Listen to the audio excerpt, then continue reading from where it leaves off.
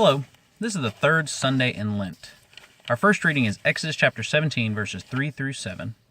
Our psalm is Psalm 95. Our second reading is Romans chapter 5, verses 1 through 2 and 5 through 8. And our gospel is the Gospel of John, chapter 4, verses 5 through 42. Do you ever read these passages from the Bible and think, who would I be in this story? Our first reading, for instance, would I be one of the Israelites complaining against Moses? Would I be thirsty and mad about it? Would I doubt Moses' navigational skills out there for 40 years? I mean, I'll trust you for a little while. But along about year 25, I'm going to want to see your map that we've been following. That desert's not that big over there. Somebody better ask Siri for directions. You know, she always knows something.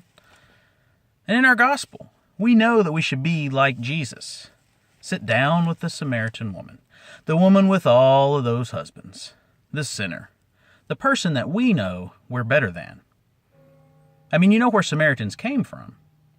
After the Assyrians conquered the northern Israelite kingdom, the Israelites who were left intermarried with the Assyrians, and their offspring became the Samaritans. So to good Israelites from Judea, the Samaritans were their distant cousins who couldn't hold true to the faith. They couldn't hold on to their Israelite heritage. They were the people who had traded in their place as part of God's chosen people to join in with the world. Race traders, half-breeds. Good Jews didn't fool with them. And we can see that Jesus, having this encounter with this Samaritan woman, is bold and very forward-thinking for the time.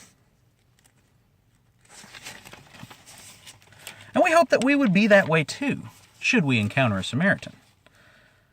But we're not. On our best days, we might be like the apostles. They knew Jesus wasn't supposed to be talking to that woman. And to their credit, they didn't say, "Why are you talking to her?" They thought it. They didn't say it. They didn't run her off. And many times, at our best, that's as good as it gets. Just don't run them off. Because the Samaritan woman in this story, she stands for more than just a Samaritan or a woman. She is everyone and everything that we think we're better than. She's a foreigner. She's a non-Catholic, a non-Christian. She's a vagrant, a panhandler, bumming money on the corner because she's too sorry to get a job. She's an illegal, snuck into this country from Mexico, or one of them countries we call Mexico. She's Iranian, or Syrian, or from one of those places we just call Arab. Or maybe she's from one of those countries that we call African. Or maybe she's African American. We act like that's worst of all. She's a liberal. She's a Republican. She's a homosexual living that gay lifestyle. She's the single mother with a hungry baby who should have known better.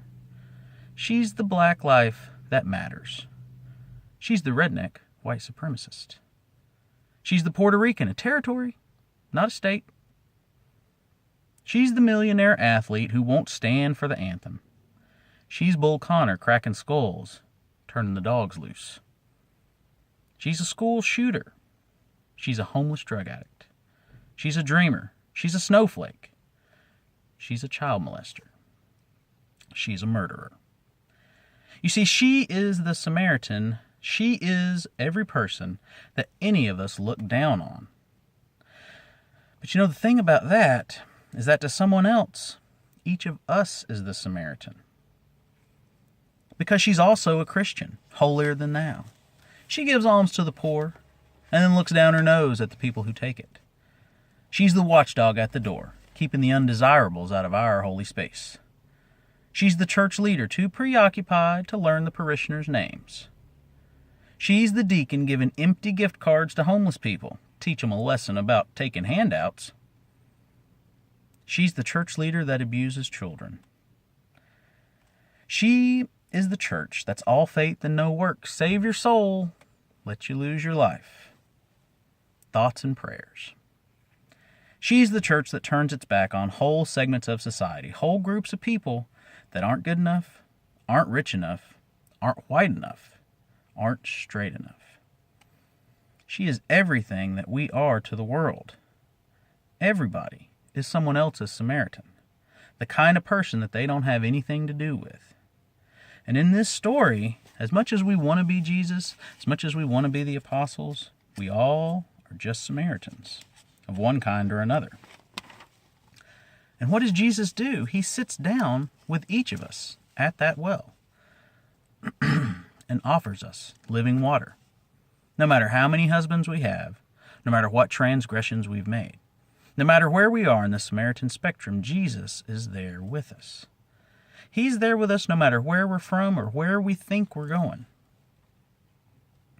For our candidates and catechumens today, I want them to remember that Jesus is there with you, offering that life-giving water. Remember that he loves you no matter what, that there's no amount of Samaritanism that can make him get up and leave you thirsty at the well. In this story, Jesus shows us how to encounter the other, how to love our neighbor, no matter who they are, by showing us how he encounters and loves us, no matter who we are. So sit down with Jesus and the Samaritan at the well, and remember that he is in them just as he is in you. He wants to save them just like he wants to save you. And as the Samaritan woman did when Jesus had shared himself with us, we are to go and tell others, share the good news, the gospel of salvation. So go and see Jesus in the eyes of all us Samaritans. Sit at the well together. Share Jesus. Share your faith. Share our Savior's life-giving water. Don't go away thirsty.